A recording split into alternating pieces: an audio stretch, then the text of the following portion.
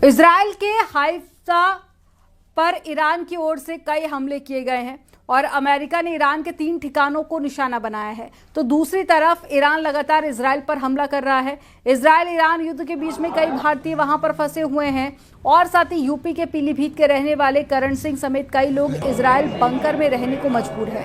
करण सिंह ने बंकर की भी कुछ तस्वीरें भेजी हैं। साथ ही ईरान की तरफ से हो रहे हमले की भयानक तस्वीरें भी सामने आई हैं।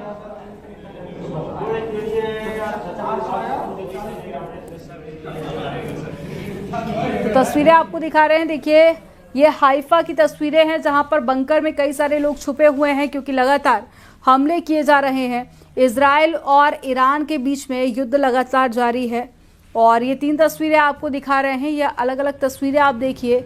ये पहली तस्वीर है जिस वक्त हमला किया गया, उसके बाद की तस्वीरें देखिए, काफ़ी सारा नुकसान इसके अंदर हुआ है। दूसरी तस्वीर बंकर के आपको दिखा रहे हैं जहां पर कई सारे लोग इसमें छुपे हुए हैं।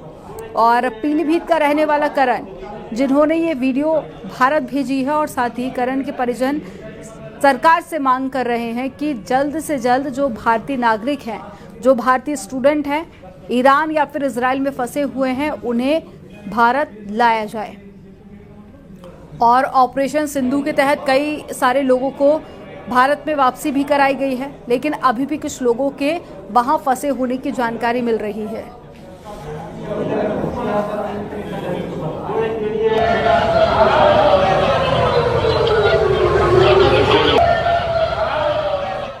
में इस समय में ईरान से हमले हो रहे हैं। जैसा कि जानते हैं, इजराइल में जबरदस्त बमबारी हो रही है। तो इस समय में जो हमले हो रहे हैं वो कहीं ना कहीं देखा जाए काफ़ी भारी मात्रा में इजराइल के ऊपर हमले हो रहे हैं, लेकिन इंटरसेप्ट कर लिए जाते हैं। हम लोग सभी लोग बंकर में छिपे हुए हैं। जब भी हमला होता है तो पास में बंकर बना हुआ है, तो स्थानीय लोग और इंडियंस लोग कुल मिलाकर सभी लोग यहाँ पर बंकर में मौजूद हैं। और हाइफा से हमारे साथ में इजराइल से करण सिंह इस वक्त जुड़ गए हैं।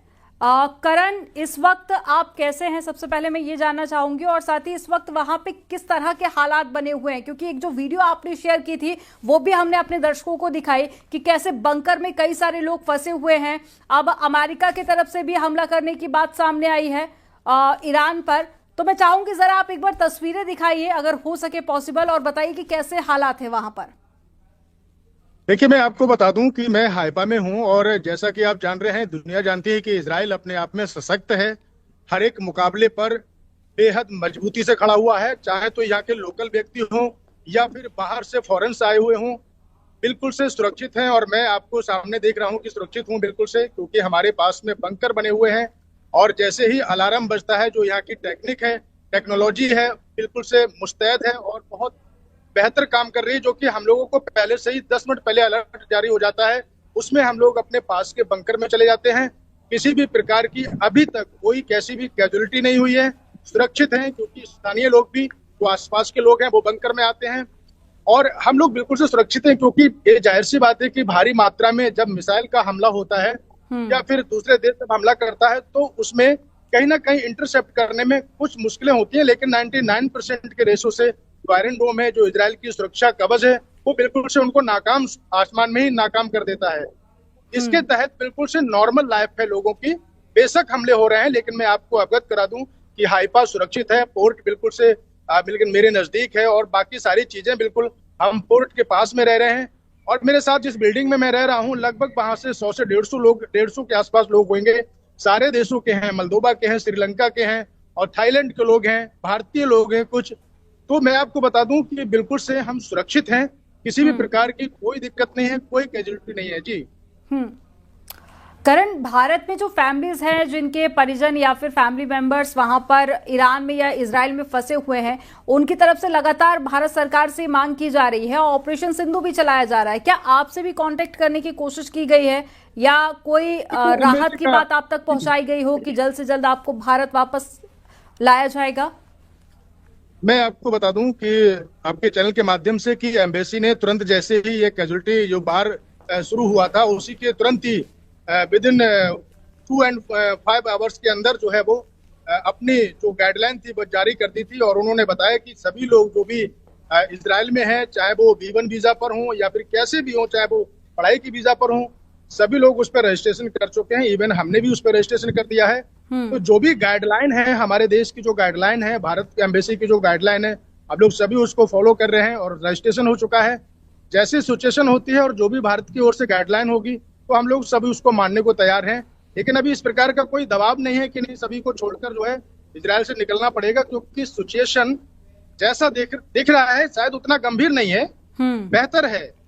और सब लोग जो यहाँ के आम नागरिक हैं बिल्कुल से नॉर्मल लाइफ जी रहे हैं, मार्केट जा रहे हैं, गाड़ियां चल रही हैं।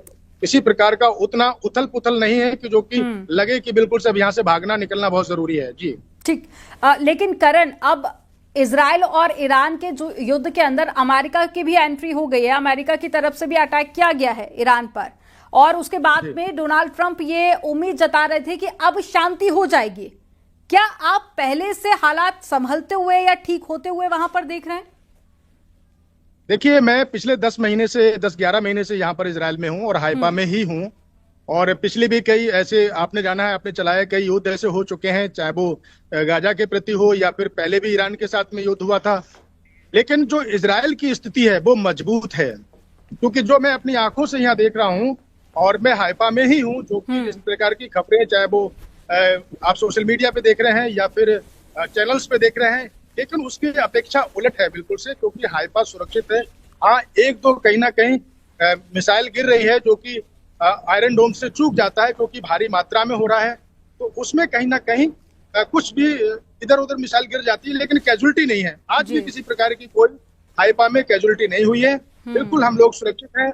और रही बात अमेरिका की और ईरान के साथ जो युद्ध हुआ है, तो ये कहीं ना कहीं देखा जाए शांति की ओर जो है युद्ध आ सकता है। जी ठीक है करण, हमारे साथ में जुड़ने के लिए आपका बहुत शुक्रिया, और यही उम्मीद हम भी करते हैं कि जल्द से जल्द आप सभी को भारत वापस लाया जाए। और चलिए खबरों में आगे बढ़ते हैं। अमेरिका के हमले के बाद में ईरान का जोरदार पलटवार हुआ है। इजराइल के कई शहरों पर ईरान ने मिसाइलें दागी हैं। ईरान ने इजराइल पर 40 मिसाइलें दागी हैं। तेल अवीव और हाइफा में चारों तरफ तबाही का मंजर दिखाई दे रहा है।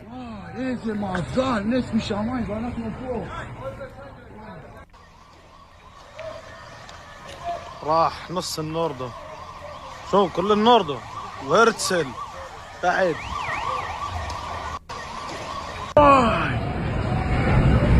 واي على ماماد واي ارتل الخاء بكيوسك של ג'וקר הלך על הרצל على ماماد واي איזה מזל נס משמיים ואנחנו פה। और इससे पहले अमेरिका ने ईरान के परमाणु ठिकानों पर हमला किया था, जिसमें फोर्डो, नतांज, इस्फहान और साथ ही न्यूक्लियर साइट पर अटैक किया गया था।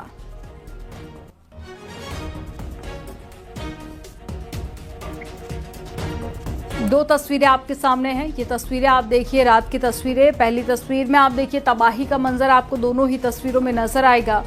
अमेरिका की एंट्री हो चुकी है इस वॉर में, और अमेरिका ने ईरान पर हमला किया है। हालांकि ईरान भी ये धमकी दे रहा है कि इस युद्ध को अमेरिका ने शुरू जरूर किया था, लेकिन इसका खात्मा ईरान करेगा।